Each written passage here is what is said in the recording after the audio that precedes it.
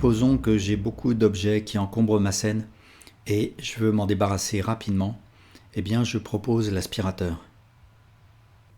Alors, je vais garder mon cube et je vais créer un mesh plane. Je vais l'agrandir en mode edit. Et je vais soulever le cube là, je vais le mettre juste au-dessus de la ligne de l'axe.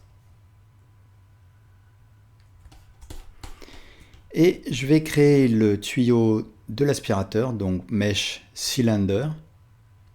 Et ici dans l'opérateur box, je vais choisir Cap Fill Type Nothing. Et en mode edit, je vais faire une rotation sur Y de 90 degrés, un scale sur X.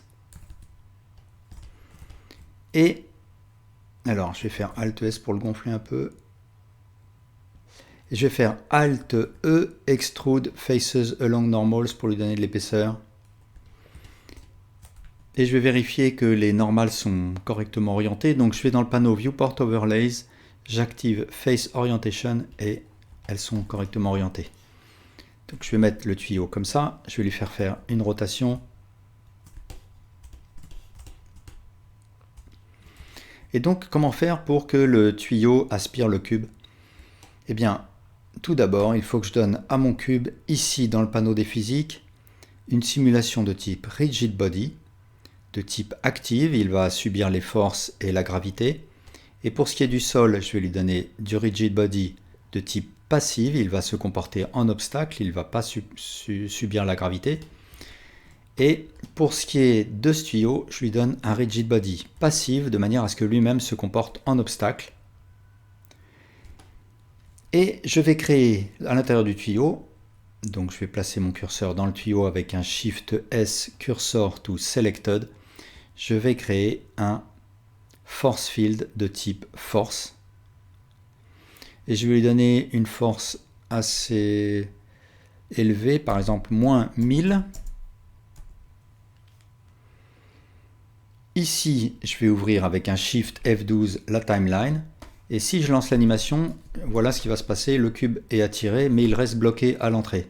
Et ça, c'est parce que mon tuyau, pour l'instant, il est considéré comme une forme fermée.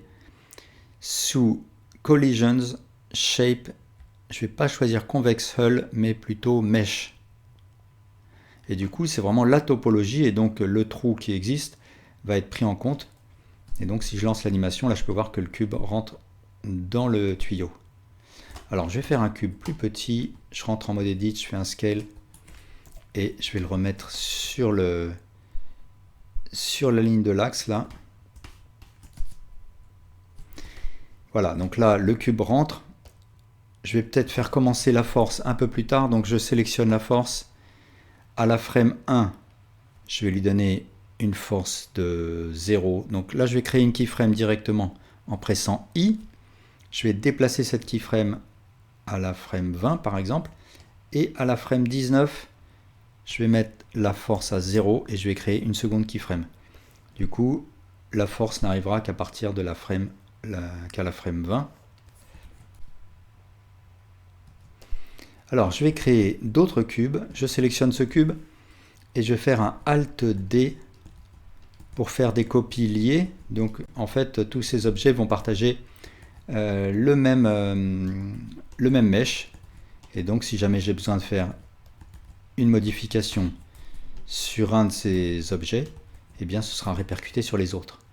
Alors au passage, tous ces cubes dupliqués vont aussi hériter du Rigid Body de l'original, mais supposons que mon cube original n'a pas encore de Rigid Body, et je fais une duplication,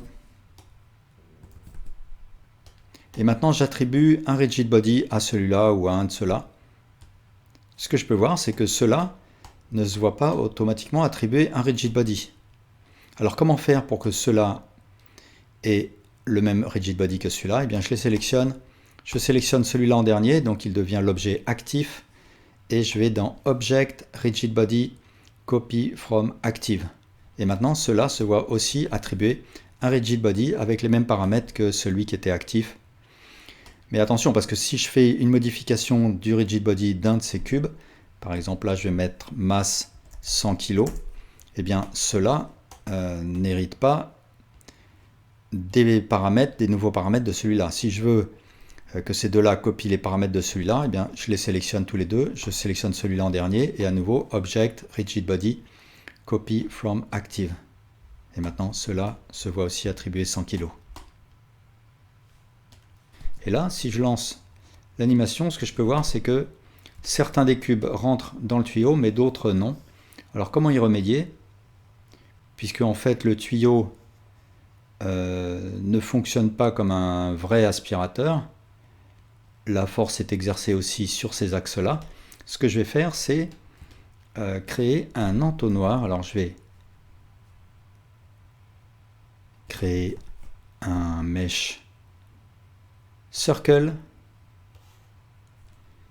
En mode edit, je vais lui faire une rotation sur Y de 90 degrés. Je vais faire une extrusion sur X et un scale.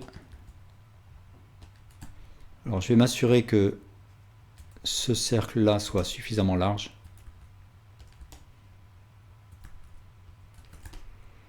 Et je vais placer cet objet ici à l'entrée de mon tuyau.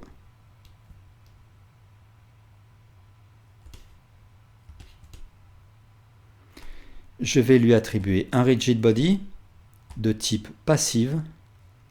Shape, alors il faut que je choisisse bien sûr mesh comme tout à l'heure pour éviter le problème d'un objet qui serait fermé. Et ici dans le panneau objet, sous visibility, je vais le cacher pour le rendu. Et aussi viewport display, je vais choisir display as wire pour pas qu'il me gêne. Donc comme ça cet objet sera invisible, mais il va se comporter comme un obstacle. Et donc il va me permettre de contenir les cubes dans cette forme. Donc si je lance l'animation, voilà ce que je vois, tous les cubes se heurtent à l'entonnoir et rentrent bien dans le tuyau. Alors il y a juste celui-là que je vais déplacer, hop. Et voilà, j'ai le résultat souhaité. Voilà, merci beaucoup pour votre attention.